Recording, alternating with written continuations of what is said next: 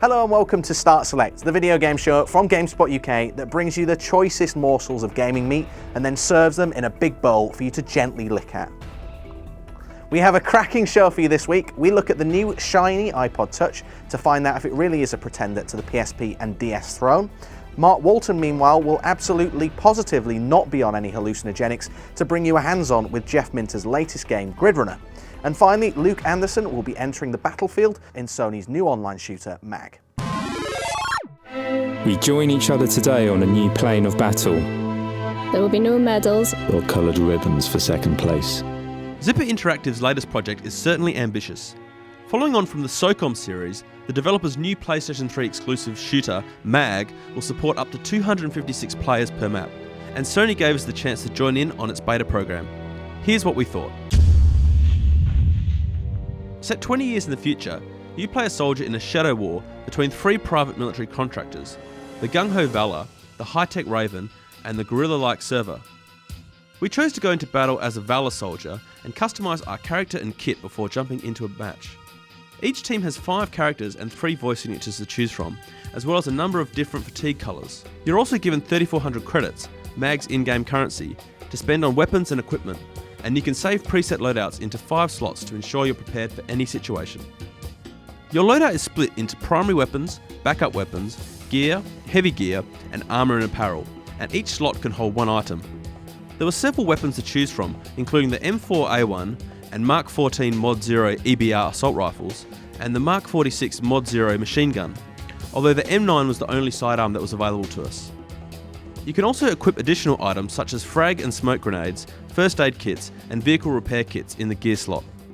The heavy gear slot can add some serious firepower to your arsenal, such as the Mark 153 Mod 0 RPG, and this comes in really handy when trying to take down a vehicle. Finally, you can equip light, medium, or heavy armour, depending on whether you prefer mobility or protection.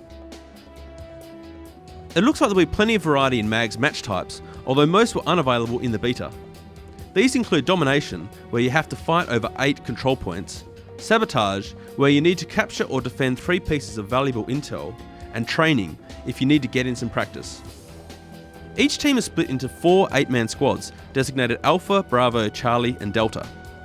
We were auto-assigned to one, but could switch to another one when there was a spare slot, and we needed to join a queue before we could get into a match. Thankfully, the wait was relatively quickly, however, and we're happy to report that we didn't run into any lag issues once we jumped into the game.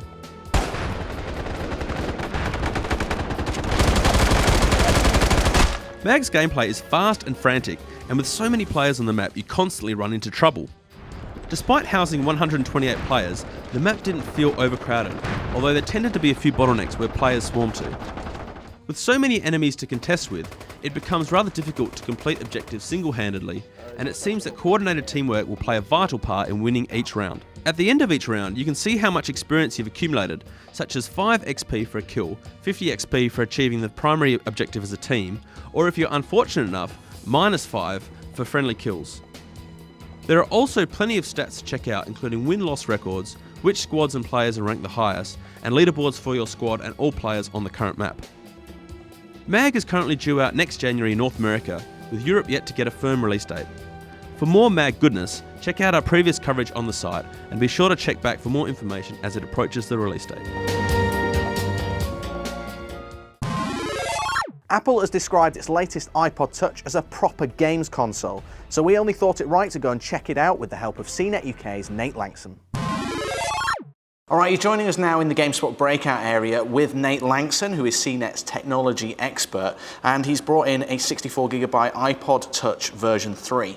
Now this is being pitched by Apple much more of as a gaming device. They're saying that, you know, it's competing with the PSP and the DS, and we've found through tests and installing some software on it that it is actually much faster than this one, which is the 2nd gen version. That's right, yeah. I mean, Apple's saying it's up to 50% faster, and certainly we can't confirm it's exactly 50%, but playing with it now, it looks a lot faster. So, I mean, we've got SimCity on here. This is EA's version of SimCity for the iPhone and iPod Touch, and we've zoomed into quite a big city here. And when you move the cityscape around, you can see that on mine the frame rate is much higher. Your older one is struggling really when we're moving it around quite quickly. And this is obviously much better for handling these sort of really CPU intensive games that Apple's starting to find creeping into its store. So one of my qualms about using the iPod Touch, at least this one, as a gaming device, is that it tends to drain the battery, it gets quite hot, the device, and it's slow. Have all of those been eradicated on this version? Not that we've noticed particularly, no. The biggest thing is the increase in speed. Battery life, we're still testing, so we can't really confirm that yet. But in terms of it as a gaming system, it's the one that is most suitable for gaming to date. Sure. Even on the iPhone 3G, playing this particular game is a pain, so much that I don't even have it on there anymore. On this, it's like playing it on the Nintendo DS. Mm-hmm. It's a very similar version, in fact. It's much better. But the thing is, still, even now, it's not quite powerful enough to be rendering, say, the city while you move it, so that the buildings you can see are disappearing away, just the grids that they were in stay there, so you know whereabouts you're moving to, and then when you release your finger they come back. So it's still not quite that sort of power where it can render all these in real time. That's still probably for the 4th gen maybe. Right. And so the other big thing on the 3rd gen is the fact that they've expanded the internal memory to 64 gigabytes. That's right, yep. Which is, that's going to set you back £300. Not cheap. It's not cheap, but it's twice what you could get before. So before, you could have 32 gig, which you were sharing with music and apps. Now, you can still have that 32 gig for music, but you've got another 32 gig for apps. Some of these games, Doom Resurrection, which we've been looking at as well, is 100 meg almost in itself, so you're going to get through memory quite easily. Yeah, they're still selling it in 8 gigabyte and 32 gigabyte variations, and you'll fill it up quite quickly with games at 8 gigabytes. But 64 is, it far surpasses what's available on the PSP Go, for example. Yeah, it does. It's several times bigger, in fact, and the only difference here is that this isn't expandable. So on the PSP Go, you can put a memory stick in and increase that memory. On this, you are limited, and you are sharing it with things like podcasts and videos and movies and all that kind of stuff. But still, 64 gigs, one of the biggest on the market. There is no larger out there. And it's certainly a hell of a lot faster for gaming. Is there anything else that we should know about the latest version of the iPod? What's your general feeling about it? It's one of the best iPods yet. It's certainly the best iPod Touch. £300 is still quite expensive, but in terms of getting a games console that can play games pretty well, and as a movie rental device, and it's an iPod and so on and so forth, and all the other apps you get, Google Earth as well, is a fantastic app, and there's almost 100,000 apps available out there, so it's a great all-rounder, really. A good proportion of which are games. That's been really popular for them. Definitely. On that subject, do you have anything, you're playing this a lot, do you have any kind of tips? You mentioned Doom there.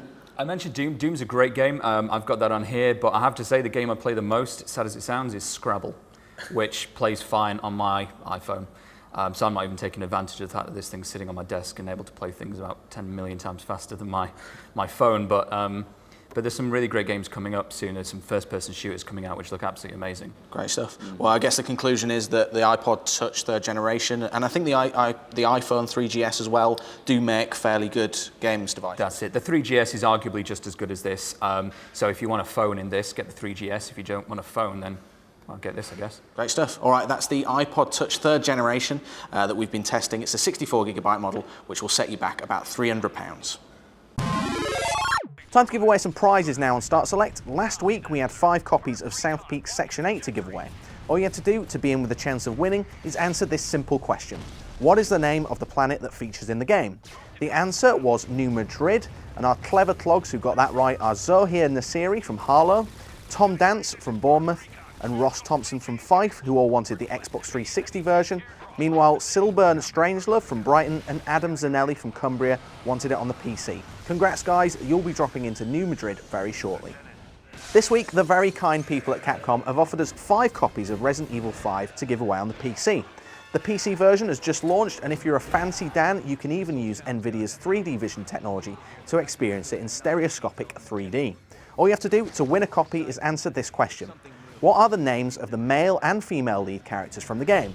If you think you know the answer, email it to competitions@gamespot.co.uk before the 14th of October and we'll draw the winners on the next show. And very importantly, we need both your name and address so we can send out your prizes. If you've ever played a Commodore 64 in the 80s, you'll have no doubt heard of Llamasoft, a developer that brought gamers the likes of Trax, Hover Bother and the surreal shooter Attack of the Mutant Camels. Headed up by the now legendary Jeff Minter, Llamasoft is looking back at one of its all-time classic games, Gridrunner, and updating it with high-res psychedelic graphics, retro sound effects, and a whole host of sheep. The result is a game that is completely and utterly bonkers, but that still retains some of the extremely addictive arcade gameplay that made the original so great. Gridrunner Revolution is a sequel to Gridrunner Plus++, which eschewed the strict grid-based gameplay of the original in favour of a free-roaming ship. The premise of the game is simple: shoot everything in sight and avoid enemy fire. Though the premise of the game is simple, Gridrunner adds a number of features that greatly enhance the gameplay. The game is controlled with the mouse or keyboard, but ultimately the mouse allows for quicker movements. Moving the mouse moves your ship, while clicking the left and right buttons rotates it. The mouse wheel is used to select different ship types, some fire forwards, others sideways, allowing for different types of attacking strategy. There's no need to worry about a fire button, as the ship is constantly spouting forth a stream of triangular bullets. This makes it easy to concentrate on taking down enemies and navigating. The enemies come in a variety of geometric shapes and colours and are procedurally generated, so each one has a unique look from level to level. Some can be taken down in one hit, while others require several shots as they break up into polygonal pieces. Shooting enemies introduces another unique twist to the game, sheep. After destroying enemies, sheep fall from the top of the screen and are signified by a wonderful bah sound. Collecting sheep not only increases score multipliers, but also the firepower of your ship, enabling it to fire more than one stream of bullets and in multiple directions. If your ship gets destroyed, directing the wreckage into a sheep enables a sheepy save and a return to life. Other element Llamasoft has introduced is the sun. Initially pretty harmless, later levels see it directing streams of laser fire and lightning at your ship. By destroying it, you can create a black hole, which has a gravitational effect on your bullet streams, pulling them around its corners. Positioning the sheep in a sweet spot can create bullet arcs, which trail across the entire screen, annihilating enemies in their path and racking up massive high scores. The combination of all these elements creates a thoroughly wacky and altogether manic experience. The graphics are more than reminiscent of the Geometry Wars style, but the sheer number of things going on adds another dimension to the visuals. It's a feast for the eyes, and coupled with the dark electronic soundtrack, give the game the psychedelic feel that Llamasoft is famed for. We're looking forward to more sheep collecting, colour exploding and brain melting action, so stay tuned to GameSpot for a full review soon.